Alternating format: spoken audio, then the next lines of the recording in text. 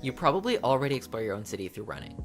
So why not do the same when you travel? Back in the early 2000s, today's guest Lena Andersson was spending over 200 days per year traveling for her job. Despite all this travel, she found she didn't have much time to actually explore the city, which made running a convenient and healthy option. Flash forward to today, and this idea has transformed into a global running tour company. They help runners experience new places on foot with private tours from like-minded locals. Starting in her hometown of Copenhagen back in 2011, Lena traded in her corporate job to pursue the dream of showing cities to travelers the same way that she had done for years. I'm a huge fan of Go Running Tours, and I learned about them when I personally took a tour in 2022 after running the Copenhagen Marathon. It was such a cool experience where I met with a private guide, Michael, that let me choose the pace and where to stop for pictures. The best part is, I had this incredible experience while getting in a run. I love this idea, and I was so excited to hear more about how it started. So let's get into my interview with Lena, founder of Go Running Tours. I've done a lot of recordings with Coach Haley over in the UK, but we rarely have a ton of guests from Europe, so I'm excited, Lena, that you could join us all the way from Copenhagen. Thank you, Corey, and thank you for having me, and thank you for getting up early to record this.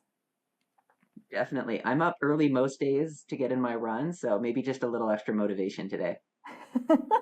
Excellent. Yes, and I have to say, before we get going, I am a huge fan of your company. Your running tours are phenomenal, so thank you both for joining me on the show, but also for the tours that you guys put on. Thank you. It's a pleasure. It's a pleasure running them myself, but also that people enjoy them in all the destinations we're on. And thank you, of course, for the invitation. I was super happy to receive it. I'm so glad. So for a lot of people listening, they might be wondering, what the heck is a running tour? So how would you explain it to them? It's a good question. It's super simple, actually. It's the combination of running and then sort of having a guided tour. So actually experiencing the city. So a mix of running and then sightseeing. That's basically what it comes down to. And then it's up to the individual guests, how fast we run and how much we stop and we see. But it's a combination of running and exploring a city. So like a marathon, I guess you get your money's worth more if you go slower, so you can take in the sights, right? Exactly. That's usually how I run a marathon. So that's exactly it. And what made you want to start doing running tours? Is that how you would typically travel on your own? Were you doing this just for friends before you started the company? What's the origin here? The origin was that I used to have a corporate job, and I used to travel a lot. So I had around 200 travel days every year with the Danish shipping company called Maersk. And I would travel in it felt like almost all destinations, or at least all continents. So Kuala Lumpur, then off to New York, then Sao Paulo, then Cape Town. It was super exciting, and I would use running to see these places because otherwise I wouldn't really have the time to see these cities. And I promised myself that it was going to spend so much time traveling, then I would also make the effort to actually see these places. So running was really my go-to.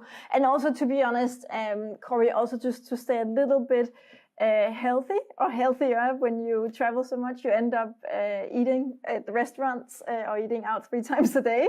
That was a lot of work. So it was also just for well-being, but mostly to actually see the city. So I would run in all these places until I came to Mumbai in India, where I have, it's probably the most exciting place I've ever been. It was very chaotic, a little bit crazy compared to what I'm used to coming from Copenhagen. So I was incredibly excited to go for my run in Mumbai.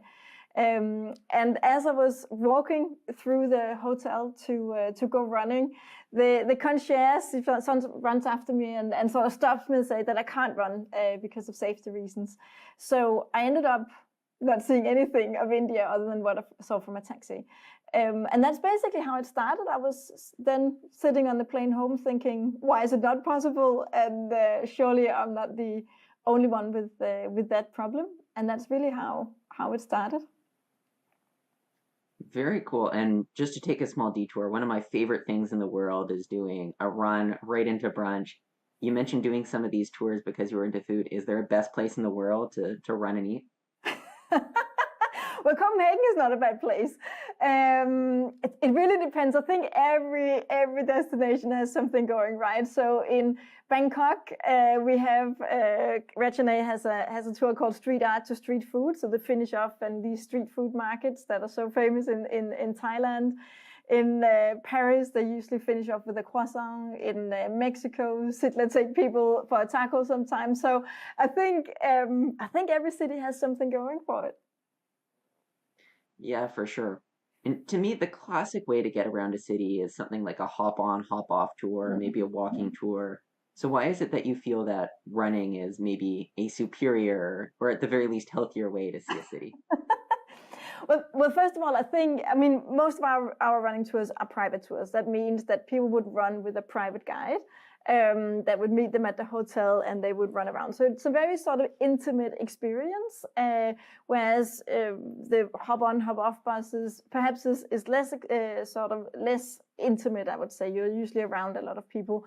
Whereas if you run in a city, let's just say Copenhagen, then 6:30 a.m., there's really not that many people around. So you get this incredible feel of Copenhagen or any city really, because there's no one around, and you also get all the sights to yourself. So you get to see the Colosseum without a lot of people there. You can actually get pictures with no people in it. So I think there's something going for every way of sort of exploring a city. But I think the way running is really a great way. Also, you can, of course, go places where you can't go with a vehicle or even with a bike sometimes. You can go into the small streets, cobble streets. But also you can actually, compared to, let's say, a walking tour, you can actually get really far.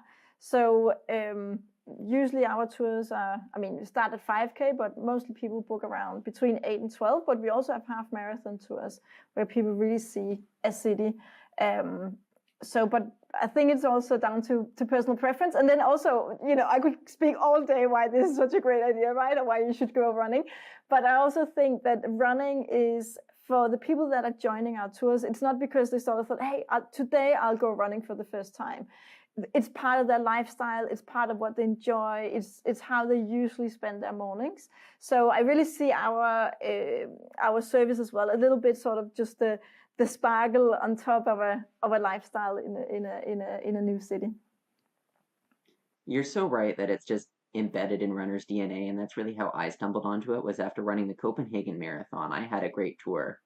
But one of the challenges with doing your travel around racing, which is how I came about it, is, of course, typically the day after a marathon, you might not be so inclined to head out right away for a run. So if anybody else is traveling for a race, do you have any advice for how they can fit in a running tour into their vacation? Probably do it the day before or 2 days before, sort of a shakeout run. But many of the big marathons or sports sort of communities surrounding a marathon usually have the shakeout runs. So maybe a couple of days before is a good time. Of course, the day after or 2 days after is also good, but it depends how your recovery is going.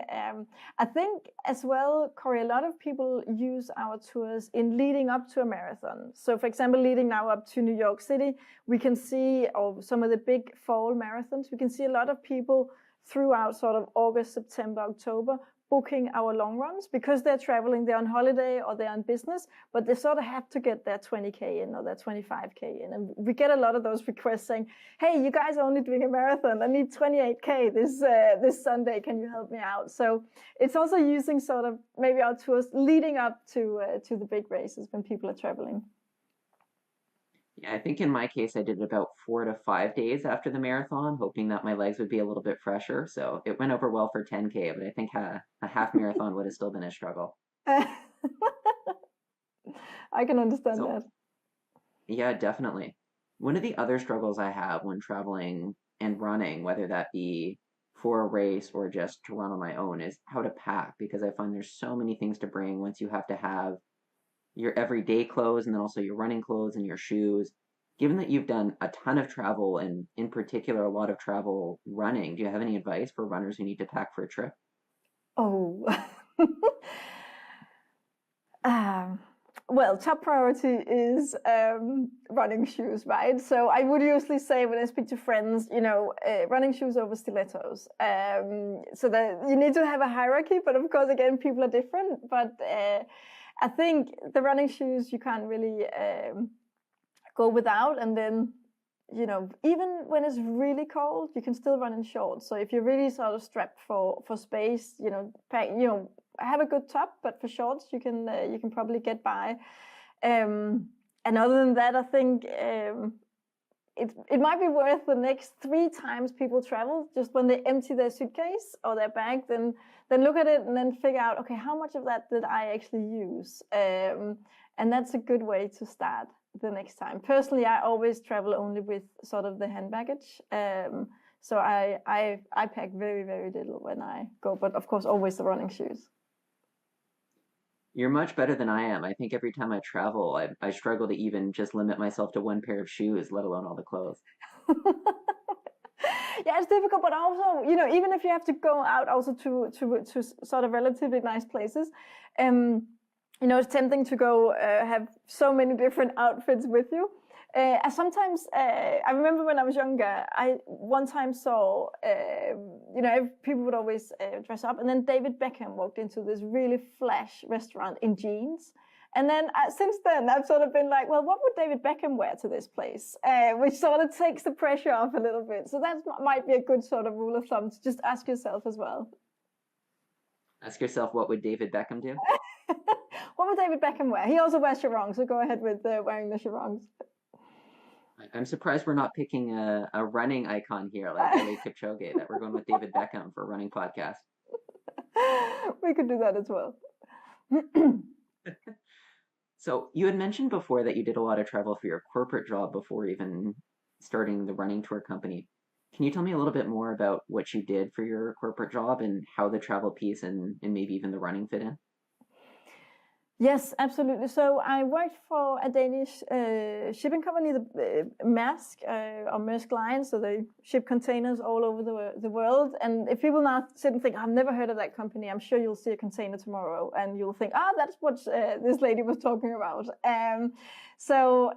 Basically, it's headquartered in Denmark. So I was in the headquarter, and it was part of sort of a strategic initiative to create sort of what is the new sort of template marketing department. So what does a marketing department look like? And then take that and then implement in each sort of office or each geography that the company had. So first it was sitting strategically looking at what does an ideal marketing department look like in a local office or a local market, in terms of what does the team look like, what do the tools look like, and so on, and then take that, train people, and then travel out and make sure that it's implemented.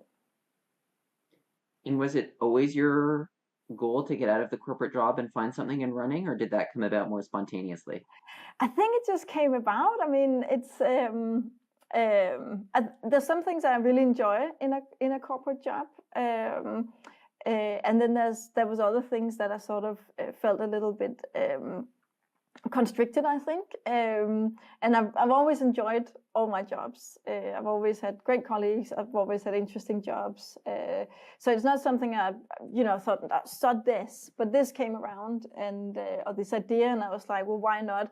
I will say that while I wasn't really searching for like getting out of corporate life, I've always had sort of I think my risk profile is that I'm not really too worried about if things don't work out. Then I was always, it was more my surroundings were a little bit more worried about, you're going to quit your job and you're going to do what? Run with tourists in Copenhagen? And especially my grandma, she still can't, she keeps asking me when I get a proper job, right? So I think it was more the surroundings, but myself, I've always been like, okay, I'll give this a go. I think it's a great idea. I think it'll be super fun. And if it doesn't work, I can always go back into corporate life. So I don't think it wasn't really that, I didn't feel it was that big a decision, to be honest. Was it a clear-cut decision where you gave up the corporate job right away and went into it? Or did you start doing some tours on the side before you went full-time? No, I just quit and started. You quit cold turkey. Yeah. That is certainly a strong risk profile. So I guess, is it fair to say that you went into it knowing that you wanted to grow this into a full-scale business? I think when I just started, I just thought I'll do the tours in Copenhagen. The good thing is when you travel so much, you don't spend any of your own money because you're traveling all the time with a company credit card. So I also had a little bit of financial buffer. Financially, it wasn't really that big a concern for me. And then, I don't know. I just started, and then very quickly I could see that, people, when I had guests in Copenhagen, they wouldn't really come back to Copenhagen and run. Then they would be off to, New York City, or they would be off to Madrid, and they would write to me and say, hey, do you know someone in these cities? And that's really how sort of the global business started. So I started just in Copenhagen, did that for a few years, and then expanded with Go Running Tours. And did you start doing tours in other countries, or right away did you start looking for tour guides to help expand your business? Well, the way it started was, I had a partner at the time. So initially this was when the Airbnb was, just, really growing. And we were like, we'll just do the Airbnb, but for running tours. So we invited all the running guides. There was loads of sort of individual running guides to be part of the company. And that didn't really work, to be honest. We still have, I think, maybe 6 or 10 providers still on our platform now and Go Running Tours, because they've been there from the start, and they do a great job, and we've been working together for many years. But it didn't really work other than because there was no really recipe. What is a running tour? So there's too much variation, actually, the concept, and also too much variation, the quality, and so on. So it was very difficult to manage. And normally you would have reviews, and the algorithms would sort of manage that. But we didn't really have enough volume for that. So that's why I changed it. And now for, I think, 8 years, we've been recruiting our own guides. So now it's not third-party providers. We recruit people that we think will do a good job, that fits into the company that we would enjoy working with. And that also can represent, are passionate about their city as well. And then they work just for us, and we recruit them. So it's not a platform in that way anymore. So what does that process look like? Do I say, if I wanted to be a tour guide, do I reach out to you and say I have a great idea, or are you reaching out in locations you want to expand to and looking for new runner tour guides? It worked both ways. In the beginning, anyone who wrote to us would just be like, "Yeah, we'll yes, you want to be part of it? Yes, we'll do it." Right. So we also had some crazy destinations and never got any bookings whatsoever. I think we had the nicest colleague in Cluj, which is a city we never really had any guests, but there we just said yes, because we were just like, you want to be part of it? Of course, come join us. And since then it's changed. So now we have some focus cities that we expand to. At the moment, we focus a lot on expanding in the US. Then sometimes we have people applying and they say, hey, I live in this city. I'd love to be part of it. This is what I can see a tour could be. This is what I do for a living. And really, if we can feel, okay, it's a relevant city, and it's a person that seems to be the right fit, then we would move with it. But other than that, for the focus cities, we do active sort of recruitment in those cities when we decide to go there. Yeah, and what does that vetting process look like? Say, me as somebody based out of Toronto, if I write you an email and I say, hey, Lena, I have this really great idea for a route. I'd love to show people around. How do you then make sure that I'm reliable and that it would make for a good tour?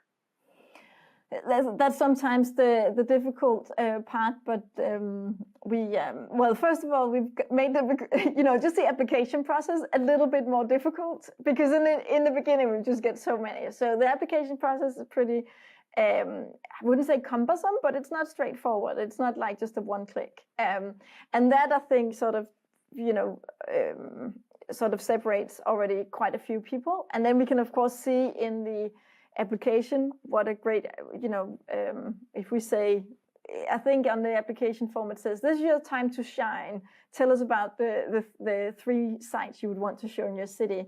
And if people then just list three three things, then it's a little bit, we would like the people already there already say, hey, I would like to show them, what would it be, the Hyde Park because of this, and then some description. So we can already, in the application process, get a pretty good idea. Is this people that, first of all, grasp the concept? Is it someone that's passionate about their city? Do they have some good, are they creative? Do they have some good ideas? Then they go on to sort of the first interview with my colleague. And there it's just a matter of sort of chatting and figuring out whether there's a good match and so on. And then maybe if it's a clear match, then we offer a contract, and then later on people talk to me, and otherwise I might join the recruitment process a little bit earlier on. But it's not super difficult, but it's also, I feel that we're getting better at finding the right people. And then also, to be honest, Corey, when people have then signed a contract, they're part of the team, there's also all the work of creating the tours, getting the pictures, getting the content online. And there we can also see if people are not really that committed or enthusiastic about the opportunity, then we can also see that they're struggling a little bit with this part, even though we do everything we can to support. Yeah, I'm impressed with your Toronto knowledge, that you're aware of Hyde Park. Have you visited before? I haven't, but we did just launch. We had tours in the past, then COVID hit, and now we just launched Toronto a few months back. Very nice. Cool. Well, I'm happy to hear that my own hometown city has some tours. Aside from Toronto, what are some of your key locations that you do tours, or maybe even what were some of the first locations after Copenhagen where you opened up? So some of the first locations where we had our own guides was Bangkok, Florence, Mexico City, Tampa. So those were some of the, and also my longtime colleagues. So Regina in Bangkok, Labo in Florence, Sidlin in Mexico City. I've been working in now, I think, 8 or 7 years. So those were some of the first ones. And then also the bigger cities, of course, our key cities. So New York, London, Paris, Rome, the ones you would, sort of, that has quite a lot of tourists, but also have a lot of business travelers. And do you have running tours in all 6 locations with a world major, or maybe I should say 7?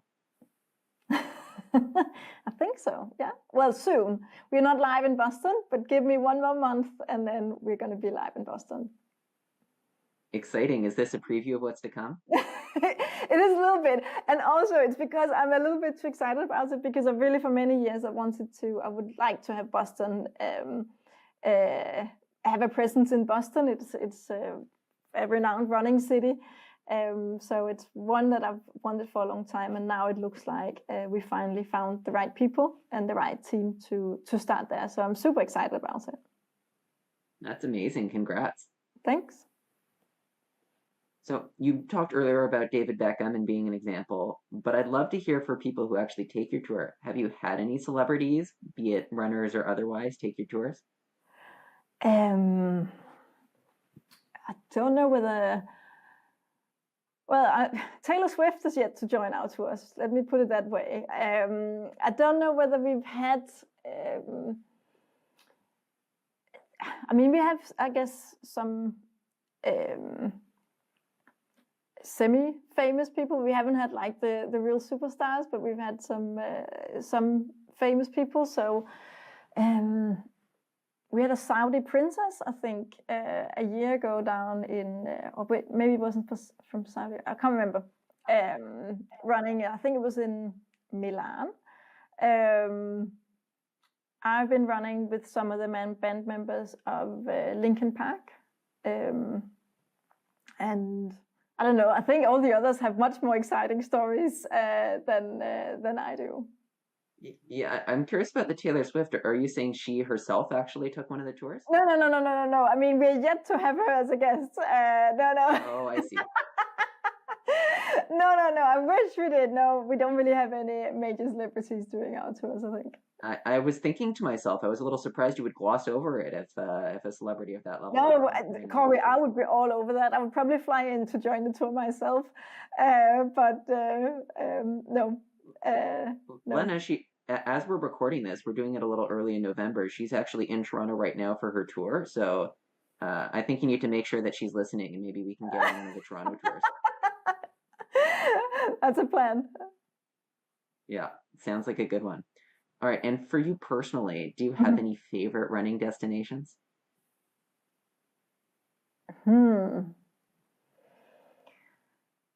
Oh, that's such a good question. You don't have to pick one. It can be several. Well, I think it's a little bit of a mix for me. I just came, freshest in my mind, I just came back from Asia. And here, especially Vietnam, when I went running in Hanoi, and people were out doing aerobics with their big sort of sound system on every street corner, that just fascinated me. I thought it was so much fun. Personally, I did bring my kids a couple of years ago when the kids were smaller. I actually brought them to Venice. And my colleague Alessandro took us on a running tour of Venice. And it was in December and it was cold and gray. And we did this run. And when we finished, we just did 5K.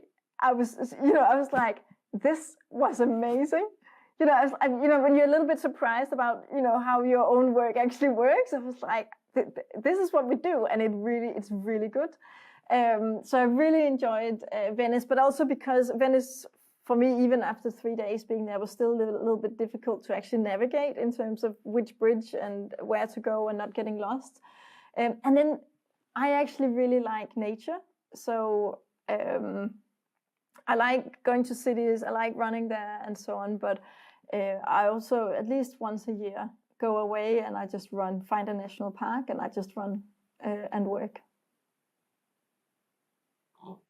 I was wondering with Venice how you would get around, because I would think with all the canals that it would not be obvious what type of running route to have to get around the city. Yeah, sorry, ask the question again, Corey. I missed the question. So I guess maybe to ask it a different way, how did you map out a route in Venice, in a city that does not stand out to me as particularly runnable with all the canals? Well, thankfully, I didn't have to do it. So Alessandro, my colleague in the running guide we have in Venice, he did it. So we didn't have to think. We just had to follow. And I feel like we saw so many things of Venice. And actually to sort of illustrate how he even does running tours for blind people in Venice. So he has a friend that he guides, a blind friend that he guides. He's now getting the official certification. So we actually have a running tour. That's one of the few destinations where we have a running tour where blind people can join a running tour and sort of explore the city. Of all the places, it's Venice with all the canals and all the bridges. I was going to say, of all the places, you picked one of the most difficult. Well, he brought it to us, and I just thought it was a great initiative. We were actually on the call with the team last week, and I am, of course, super excited that we're able to offer this. But even David in Amsterdam, he was saying to Alessandro, he's like, I'm incredibly proud that our company can offer this service. So it also sort of, his work or this effort is also sort of, I think, giving inspiration and motivation to everyone else. Is that something you're looking to expand into, like having tours for people who maybe are have vision or hearing problems or other mobility issues, maybe? It's not really, because I feel we have to be very, very, very good in a different way if we're going to have people safely through the city. So it's not something we would. If people come, they have the experience and the skills already, then by all means. But otherwise, I think I think it's an area where you really have to have a lot of expertise. Yeah, for sure. And I know you mentioned already that you're going to be expanding into Boston, but are there any cities right now where you don't currently have tours that you're either planning to open up tours or would be very excited to hopefully open up one down the road? There's a few, yes. In Las Vegas, we can do the events. Las Vegas, we've had a guide on and off, but Las Vegas, I really would like a steady guide. I think it's such a fascinating place, and also with the surrounding nature and so on. So that's one destination that we've sort of, very honestly, that we've sort of been struggling with, that I'm hoping that we'll nail within the next year. And then there's other destinations like Shanghai, Beijing, that we're not really in China. Hong Kong, we've been present in, but then that was before COVID. But I would like some more sort of Asian destinations, especially China. I think once Shanghai becomes a world major, you might have a little more appetite too for a tour run there. Yeah, absolutely. I actually went there when I was on a business trip, and I couldn't figure out where to run. I got a little bit lost, and I ended up just running, I think it's called the People's Park, and just running around and round and round and round and round every morning. So I think it would be great if we had sort of a guide there as well. One thing I think about as I ponder about the concept of having running tour guides around the world is the language barrier. Mm-hmm. Do your tour guides, are there a set of languages that all of them speak, or does it really depend on which location? So everyone has to be proficient in English. And then we can always add with the local languages. So if people can speak more languages, we would add it on the tour, saying this can also be done in Spanish but English is the main language, and also how we communicate. Otherwise, we would be struggling to communicate. And I'll be honest, sometimes we have had some really, really good candidates for running tours, but it simply didn't work out because of language. Yeah, understandable. I think part of the tour, as much as it is about running and seeing the city, is when I did it, I really appreciated how insightful my tour guide was in taking those intentional breaks at key landmarks and really explaining to you the history behind it. Yeah, absolutely. And I think also one thing are sort of the landmarks or the major sites or even the hidden sites, but it's also the whole, as you run through the city, I'm sure you and Michael had the same experience, Corey. If not, let me know and I have to have a talk with Michael. But is also you end up chatting, and then people, at least, I mean, for example, here in Copenhagen, then people start asking, well, we've heard about, what about the bike culture? What about your high taxes? What about you're the world's happiest people? So there's these conversations that people are curious about, that they come to a country or to a city, and they actually really want to know. One thing is knowing about the royal palace and so on, but you get this sort of curiosity or this conversation going otherwise, which I think is super important. And that's of course also important that people can speak the language, so we can also have an interesting conversation about things that people are curious about or questions that they may have.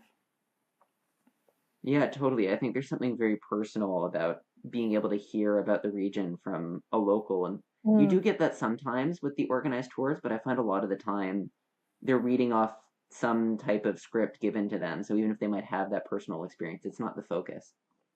Yeah, it also just becomes, I think sometimes the dynamic, if you're in a bigger group, it becomes very difficult to sort of engage with that one person if there's 20 people in that group. So I think also just the setup might make it a little bit more difficult. Yeah. I'd love to hear a little bit more about your own running, Lena, because I think we have talked a little bit about the company, but obviously you were very into this sport before starting running tours. So how is it that you first got into running? I got into running because I've always played a lot of sports, but always team sports. And when I got into running, I lived in the UK and I worked in the UK. And in that role as well, I would have to travel. I lived up in Manchester, but I would have to travel to London quite often. So very often I would miss a training for the team sports. I wouldn't turn up because I was in a hotel in London or somewhere else actually.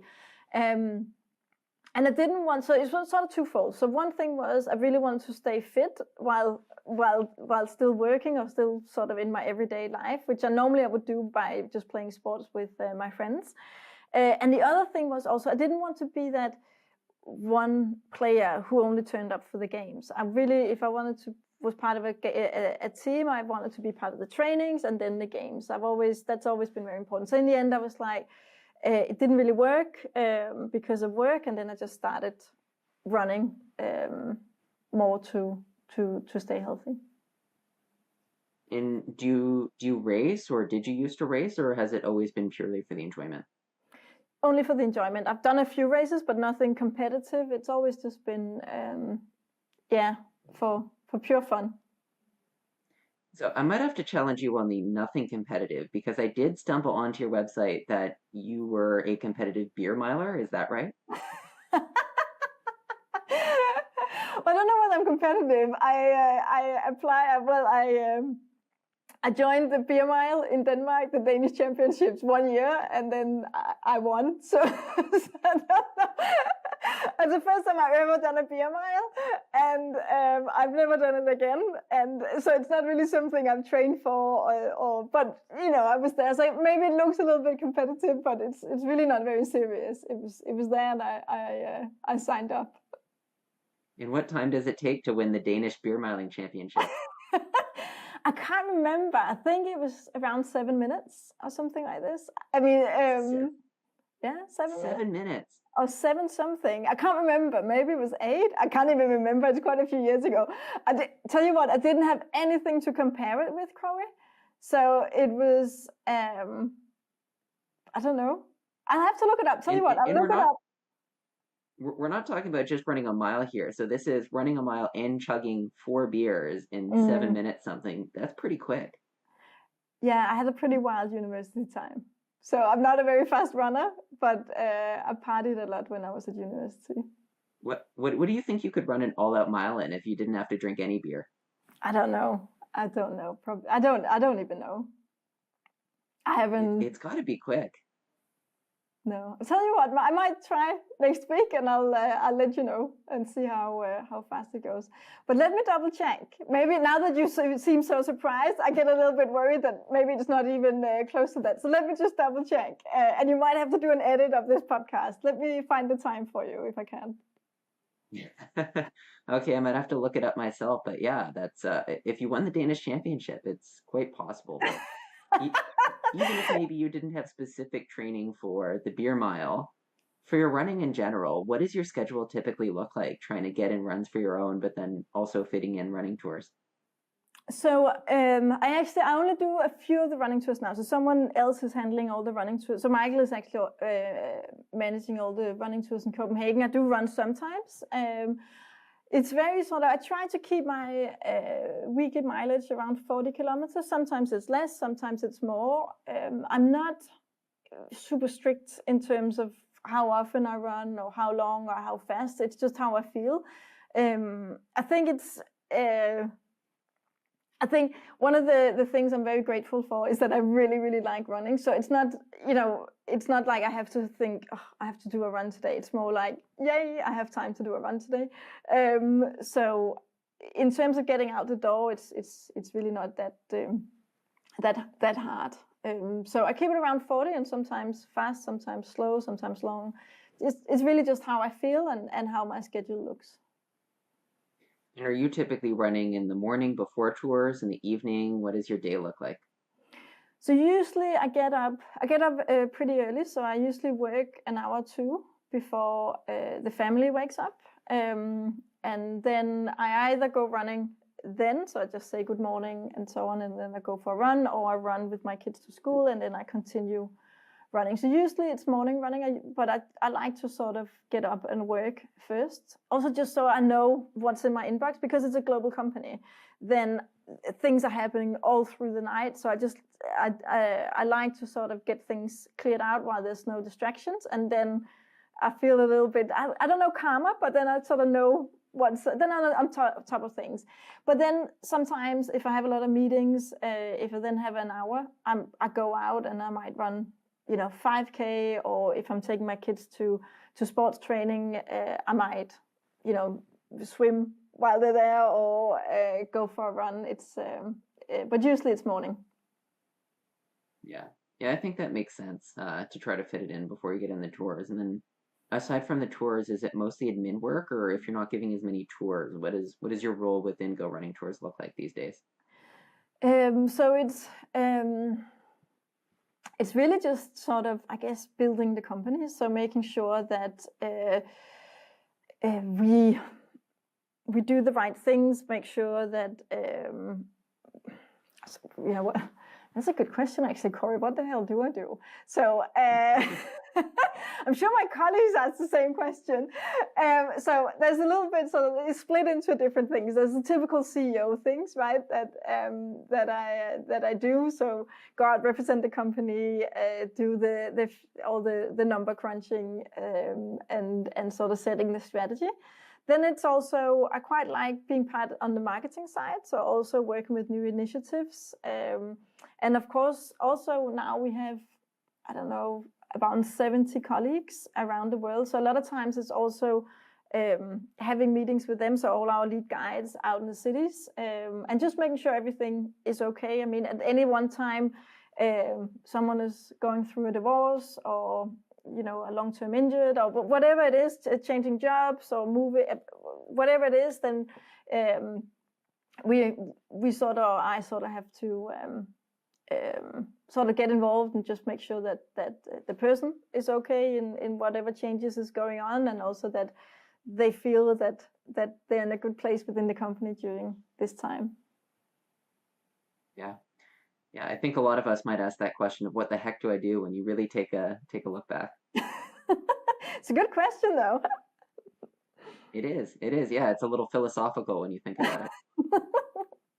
But it's interesting because sometimes I also sort of think about it. So I've actually, now I actually scheduled in my calendar. So, okay, meetings on Monday, Wednesdays. I do these things during the morning times where I'm more productive and so on. And that sort of helps as well to actually know what did I do today. So today it's all been about following up on conferences and sort of partnerships. Yeah, and I appreciate making the time for the podcast as well, I might add. Of course. So, Lena, I have to ask you a rather selfish question, but if I'm going off to Spain soon, I do believe you have some tours in Madrid. Are there any that you can recommend? Oh, I think I can recommend all of them. Yeah, I would be hard. I know we have one in Retiro Park, which is a nice park. I actually ran there myself. But also just seeing the main sites. Our guide Philip in Madrid is such a nice. He's Irish as well, just like Michael.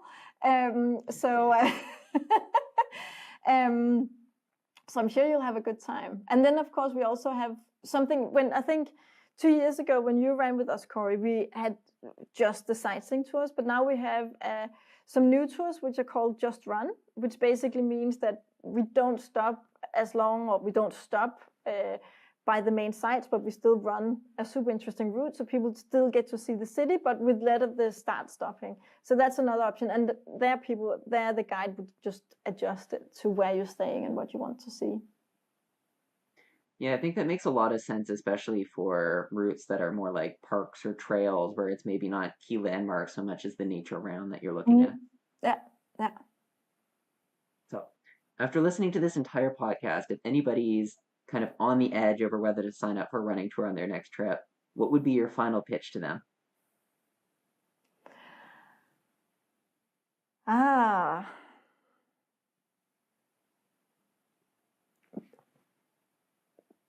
Well, I think I don't really know whether I have a final pitch. I'm not really into pitching. I think it would. I mean, if they're interested, they should of course do it. I think we rarely have people that regret it. So put it that way. So if you're sitting thinking, should I do it or should I not do it? Then you should definitely do it. And if you still don't know, then go on the website and you can look at all the reviews. So I think that would be it, that people rarely regret it, just the opposite. A lot of times people just write, super, super happy to do it. And I think as well, the tours, some people, as depending on where they travel, it might be somehow, they might miss a run, right? But if you have a running tour, if you have a guide waiting in the reception, you don't miss it. So it's also, I know actually, I find this really funny that some of our guests, they actually book the run. One thing is they want to do it, but also because they make sure that they're actually going running. And also, especially business travelers, they book it because then they know they get to bed early and they get up and run as opposed to being in the bar all night. But however people it works into their lifestyle, then that's great. I'm already a fan, but I think somebody running to my hotel lobby to make sure I get in my run is a pretty good pitch. True, and they're all really nice. All the colleagues are just really, really nice people. Yeah, no, my experience was fantastic, and I hope to take more in the future. So, Lena, for anybody who does want to sign up, where can they go to either learn more or to register on their next trip? Just go to gorunningtours.com and then find the city you want to run in, find the tour and the distance, and then click, and then that's it. Write which hotel you're staying at, what time you would like to run, and what date, and that's it. Sweet and simple. I love it. And we'll put that in the show notes as well. But Lena, thank you so much for coming on and talking all about Go Running Tours. My pleasure. Thank you, Corey. And thank you for running with us 2 years ago and now also soon in Madrid again. Absolutely. I had a great time and it was fun chatting. Thanks, Lena. Thank you. Hey, RC, just one more thing before we wrap up. But if you enjoyed this interview and want to take a Go Running tour for yourself, we have a special offer just for you. You can go to their website and use code GRTX RunnersConnect 10 at checkout for 10% off of any running tour, and we've included this code in the show notes. Thank you for listening, and I hope you enjoyed my interview with Lena.